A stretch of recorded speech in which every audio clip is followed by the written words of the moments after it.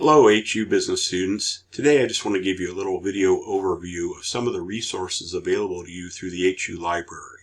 So to get started from the portal, just click on the library link. This will take you to the library's main page.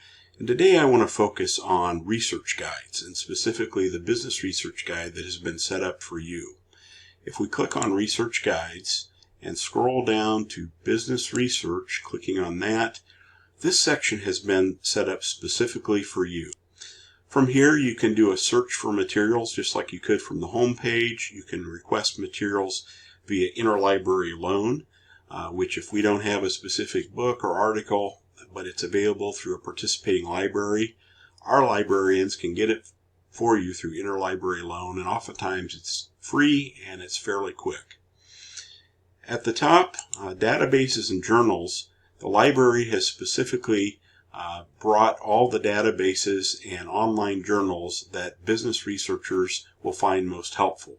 So you could access these from the main page, but here the librarians have brought them to one place where you can conduct your business research. Useful websites includes if you need to get SEC data on publicly traded companies, you can go directly to EDGAR through here. NAICS information, data on U.S. or global statistics, entrepreneurship, regulations, and then IBIS World. This is a real godsend.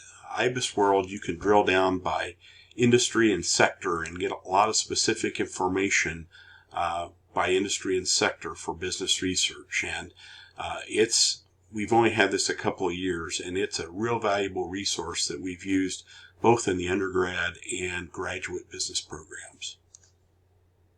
There's also a section on reading research articles. When you read peer-reviewed journal articles, they're a little bit more difficult to read than a trade article, but this gives some insights on how to use those, how to write research papers, the research process, developing a primary research question, creating an outline, doing literature review, annotated bibliographies, and then how to interpret data and statistics.